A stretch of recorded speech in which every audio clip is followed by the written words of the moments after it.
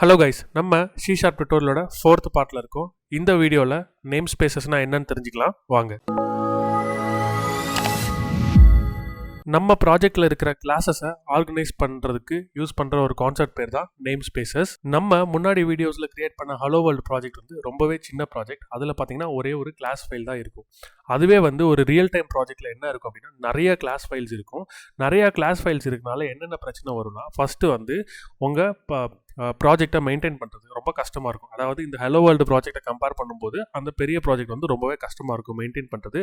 ரெண்டாவது ரீசன் என்ன பார்த்தீங்கன்னா ஒரு பெரிய ப்ராஜெக்டில் நிறைய கிளாஸஸ் இருக்கும். நிறைய கிளாஸஸ் இருந்துச்சு அப்படின்னா நேம் டூப்ளிகேஷன் ஆகிற சான்சஸ் வந்து ரொம்பவே அதிகம். இந்த மாதிரி பெரிய ப்ராஜெக்ட் என்வரான்மெண்ட்டில் நம்ம 2 கிளாஸஸ்க்கு ஒரே நேமை கொடுக்கறதுக்கான வாய்ப்புகள் நிறையாவே உண்டு. ஓகேங்களா? அதனால என்ன ஆகும் அப்படின்னு பார்த்தீங்கன்னா C Sharp கம்பைலர் நம்ம ப்ராஜெக்டை பில்ட் பண்ண விடாது. C Sharp கம்பைலர் வந்து எரர் த்ரோ பண்ணிக்கிட்டே இருக்கும். ஸோ இந்த மாதிரி நேம் கிளாஸ் விஷயங்களை சால்வ் பண்றதுக்கு வந்த ஒரு கான்செப்ட் தான் நேம் ஸ்பேசஸ். நம்ம டீடைலா நேம் ஸ்பேசஸ்னா என்னன்னு பார்க்கறதுக்கு முன்னாடி ஒரு குட்டி எக்ஸாம்பிள் பார்க்கலாம். நீங்க இப்போ 8th ஸ்டாண்டர்ட் படிச்சுட்டு இருக்கீங்க. உங்க கிளாஸ்ல வினோத்னு 3 பேர் இருக்காங்க. ஓகேங்களா? ஒரு நாள் உங்க டீச்சர் வந்து என்ன சொல்றாங்கன்னா நம்ம கிளாஸ்ல உள்ள வினோத்தை கூட்டிட்டு வான்னு சொல்றாங்க. ஆனா எந்த வினோத்தை கூட்டிட்டு வரணும்னு உங்ககிட்ட சொல்லலை. ஓகேங்களா? நீங்களும் என்ன பண்றீங்க, உங்க டீச்சர் சொல்றதை கேட்டு கிளாஸ்ல போய் வினோத் அப்படி இங்க வா அப்படின்னு சொல்றேன். ஆனா 3 பேர் எந்திரிச்சு வராங்க. நீங்க இப்ப யாரை கூட்டிட்டு போவீங்க? அந்த இடத்துல நீங்க கன்ஃபியூஸ் ஆகி நிக்கிறீங்க. கரெக்டா? நீங்க இப்போ கன்ஃபியூஸ் ஆனனால நீங்க என்ன பண்றீங்க, ஸ்டாஃப் ரூமுக்கு ஓடி போய் டீச்சர் கிட்ட டீச்சர் எந்த வினோத்தை நான் கூட்டிட்டு வரணும் அப்படின்னு கேட்குறீங்க. அப்போ டீச்சர் சொல்றாங்க எஸ் வினோத்தை கூட்டிட்டு வா அப்படின்னு சொல்றாங்க. அப்போ நீங்க என்ன பண்றீங்க, திரும்ப கிளாஸ் ரூமுக்கு வந்து எஸ் வினோத் உன்னை டீச்சர் கூப்பிடுறாங்கன்னு சொல்லுங்க. ஸோ எஸ் வினோத் மட்டும் உங்க கூட வருவாங்க. இதே மாதிரி தாங்க நேம் ஸ்பேசஸும். நீ சொல்ற எக்ஸாம்பிளுக்கும் நேம் ஸ்பேசஸ்க்கும் என்னடா சம்மந்தம் அப்படின்னு கேட்குறீங்களா? சம்மந்தம் இருக்கு.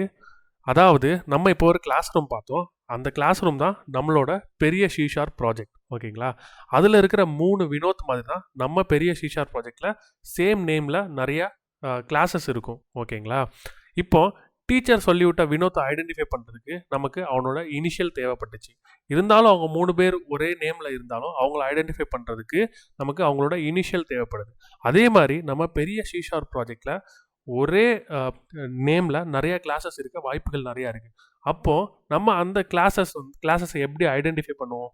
அதுக்கு நமக்கு ஏதாவது ஒரு விஷயம் வேணும்ல, அதுக்கு கண்டுபிடிக்கப்பட்ட ஒரு கான்செப்ட் தான் வந்து நேம் ஸ்பேசஸ். ஓகேங்களா? உங்கள் C Sharp ப்ராஜெக்டில் 2 குரூப் ஆஃப் கிளாஸஸ் இருக்குது. ஒன்று விண்டோஸில் ஒர்க் ஆகும், ஒன்று ஆண்ட்ராய்டில் ஒர்க் ஆகும். அப்படின்னா நீங்கள் வந்து ஒரே ப்ராஜெக்டில் எல்லா கிளாஸஸையும் வச்சுக்கிறதுக்கு பதிலாக நீங்கள் என்ன பண்ணலாம்னா விண்டோஸில் ஒர்க் ஆகிற கிளாஸஸ் எல்லாத்தையும் எடுத்து விண்டோஸ் அப்படிங்கிற ஒரு நேம் ஸ்பேஸ்க்குள்ளே வச்சுக்கலாம். அதே மாதிரி ஆண்ட்ராய்டில் ஒர்க் ஆகிற கிளாஸஸ் எல்லாம் எடுத்து ஆண்ட்ராய்டு அப்படிங்கிற ஒரு நேம் ஸ்பேஸ்க்குள்ளே வச்சுக்கலாம்.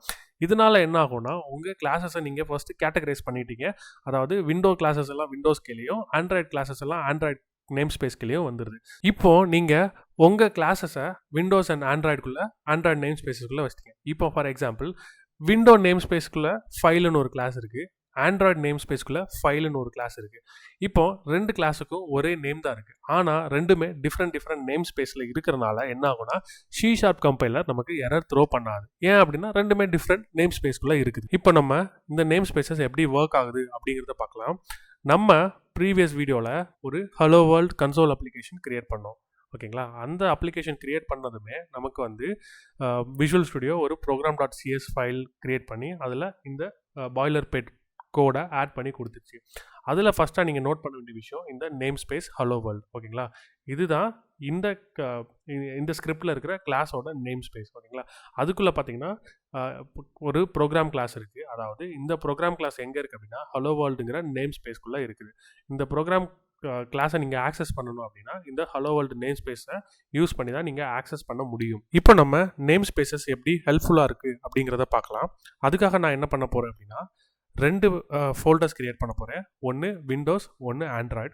அந்த ஃபோல்டருக்குள்ளே greeting அப்படின்னு சொல்லிட்டு சேம் நேமில் 2 கிளாஸஸ் கிரியேட் பண்ண போகிறேன். ஃபஸ்ட்டு நான் 2 ஃபோல்டர் கிரியேட் பண்ணிக்கிறேன். அதுக்கு பேர் விண்டோஸ் அப்படின்னு வச்சுக்கிறேன். அதுக்கப்புறமா இன்னொரு ஃபோல்டர் கிரியேட் பண்ணுறேன். அதோட பேர் ஆண்ட்ராய்டு அப்படின்னு வச்சுக்கிறேன். ஓகேங்களா? இதுக்குள்ளே இந்த 2 ஃபோல்டருக்குள்ளேயே நான் வந்து ஒரு கிளாஸ் கிரியேட் பண்ண போகிறேன். அதாவது greeting அப்படின்னு சொல்லிட்டு ஒரு கிளாஸ் கிரியேட் பண்ண போகிறேன். கிரியேட் பண்ணிவிட்டேன். இதை நான் என்ன பண்ண போகிறேன், காப்பி பண்ணி ஆண்ட்ராய்டில் பேஸ்ட் பண்ண போகிறேன். பேஸ்ட் பண்ணியாச்சு. இப்போ இப்போ பார்த்தீங்க அப்படின்னா இந்த greeting.cs அந்த ஃபைலில் என்ன இருக்குது அப்படின்னா இப்போ விஷுவல் ஸ்டுடியோ நமக்கு ஆட்டோமேட்டிக்காக ஒரு நேம் ஸ்பேஸ் கிரியேட் பண்ணி கொடுத்துருச்சு. அதாவது அந்த நேம் ஸ்பேஸ் பேர் பார்த்தீங்கன்னா நம்ம ப்ராஜெக்டோட பேர், அதுக்கப்புறம் அந்த ஃபோல்டரோட பேர் hello world டாட் விண்டோஸ். இதுதான் வந்து இந்த விண்டோஸில் இருக்கிற greeting கிளாஸோட நேம் ஸ்பேஸ். நம்ம என்ன பண்ண போகிறோம், நேம் ஸ்பேசஸ் ஏன் ரொம்ப யூஸ்ஃபுல்லாக இருக்குங்கிறத பார்க்க போகிறோம். அதுக்காக என்ன பண்ண போகிறோம், இந்த விண்டோஸுங்கிறத நான் ரிமூவ் பண்ணிடுறேன், சேவ் பண்ணுறேன். அதே மாதிரி இந்த ஆண்ட்ராய்ட் ஃபோல்டரில் இருக்கிற greeting.cs கிளாஸ் ஃபைலுக்குள்ளே போயிட்டு இந்த விண்டோஸுங்கிற இதை நான் ரிமூவ் பண்ணிவிட்டு சேவ் பண்ணிடுறேன். இப்போ பார்த்தீங்க அப்படின்னா நமக்கு அப்படி சேவ் பண்ண உடனே ஒரு ரெட் கலர் அண்டர்லைன் வருது. இது என்ன அப்படின்னு பார்த்தீங்கன்னா the namespace hello world already contains a definition for greeting. அதாவது என்ன சொல்லுதுன்னா இந்த hello worldங்கிற நேம் ஸ்பேஸில் ஆல்ரெடி greetingங்கிற ஒரு கிளாஸை டிஃபைன் பண்ணியாச்சு அப்படின்னு சொல்லி வருது. ஓகேங்களா? இப்போ உங்களுக்கு புரிஞ்சிருக்கும்னு நினைக்கிறேன். நேம் ஸ்பேஸை வச்சு நம்ம கிளாஸஸை ஈஸியாக ஆர்கனைஸ் பண்ண முடியும். நம்ம ப்ராஜெக்டில் இப்போது 2 கிளாஸஸ் ஒரே நேமில் இருக்குது, அதாவது greeting. இப்போ பார்த்தீங்கன்னா விண்டோஸ்குள்ளே இருக்கிற greeting கிளாஸும் ஒரே நேம் ஸ்பேஸ்க்குள்ளே தான் இருக்குது, ஆண்ட்ராய்டுக்குள்ளே இருக்கிற greeting கிளாஸும் ஒரே நேம் ஸ்பேஸ்க்குள்ளே தான் இருக்குது. அப்போ நம்ம C# கம்பைலர் வந்து எரர் த்ரோ பண்ணுது. இந்த ப்ராப்ளமை எப்படி ஓவர் கம் பண்ணுறது, அதாவது ஒரு பெரிய ப்ராஜெக்டில் இந்த மாதிரி 2 கிளாஸஸ் ஒரே நேமில் இருந்துச்சுன்னா அது கண்டிப்பாக ப்ராப்ளம் தான். இதை எப்படி நம்ம சால்வ் பண்ணலாம் அப்படின்னா அந்தந்த கிளாஸை அந்தந்த நேம் ஸ்பேஸ்க்குள்ளே போடுறது. அதாவது இப்போது இந்த விண்டோஸ் கிளாஸை நம்ம என்ன பண்ணலாம் அப்படின்னா hello world டாட் விண்டோஸ் அப்படிங்கிற நேம் ஸ்பேஸ்க்குள்ளே போடலாம்.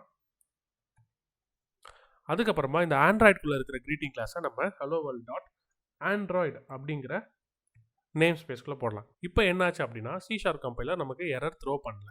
ஓகேங்களா? ஏன் அப்படின்னா இந்த greeting கிளாஸ் வந்து ஒரே நேமில் இருந்தாலுமே அது நேம் ஸ்பேஸ்க்குள்ளே அது இருக்கிறனால நமக்கு C# கம்பைலர் எரர் த்ரோ பண்ணல. நம்ம இப்போது கிரியேட் பண்ண விண்டோஸ் அண்ட் ஆண்ட்ராய்டு greeting கிளாஸை எப்படி நம்ம program.csல ஆக்சஸ் பண்ணுறது, அதனால் நேம் ஸ்பேசஸ் எப்படி நமக்கு ஹெல்ப் பண்ணுது அப்படிங்கிறதையும் புரிஞ்சிக்கலாம். ஃபஸ்ட்டு நான் அதுக்காக என்ன பண்ணியிருக்கேன்னா விண்டோஸ் கீழே இருக்கிற greeting கிளாஸில் ஒரு விஷன்னு சொல்லிட்டு ஒரு மெத்தட் ஆட் பண்ணி வச்சுருக்கேன். அந்த மெத்தட் என்ன பண்ணுவோம் அப்படின்னா நம்மளோட கன்சோலில் hello from windows அப்படிங்கிற டெக்ஸ்ட்டை பிரிண்ட் பண்ணும். அதே மாதிரி ஆண்ட்ராய்டு கீழே இருக்கிற greeting கிளாஸில் என்ன பண்ணி வச்சுருக்கேன்னா hello from android அப்படிங்கிற டெக்ஸ்ட்டை பிரிண்ட் பண்ண சொல்லி ஒரு மெத்தட் எழுதி வச்சுருக்கேன். ஓகேங்களா? இப்போ நம்ம அதை எப்படி program.cs ஃபைலில் யூஸ் பண்ணுறது அப்படிங்கிறத பார்க்கலாம். ஒரு கிளாஸை நம்ம ஆக்சஸ் பண்ணணும் அப்படின்னா அதுக்கு நமக்கு என்ன தெரியணும் அப்படின்னா நமக்கு அந்த கிளாஸோட நேம் ஸ்பேஸ் என்னன்னு தெரியணும். இப்போ நம்ம விண்டோஸ் கீழே இருக்கிற greeting கிளாஸோட நேம் ஸ்பேஸ் என்ன அப்படின்னு பார்த்தோம்னா hello world டாட் விண்டோஸ். ஓகேங்களா? இப்போ நம்ம அதுக்காக என்ன பண்ணலாம் அப்படின்னா இப்போ நம்ம விண்டோஸ் நேம் ஸ்பேஸில் இருக்கிற greeting கிளாஸை யூஸ் பண்ண போகிறோம். ஸோ அந்த greeting கிளாஸோட நேம் ஸ்பேஸ், அதாவது அது என்னன்னா hello world அப்படின்னு டைப் பண்ணிங்கன்னா இந்த மாதிரி ஓப்பன் ப்ராக்கெட் க்ளோஸ் ப்ராக்கெட் வரும். அதுதான் ஒரு நேம் ஸ்பேஸ். ஓகேங்களா?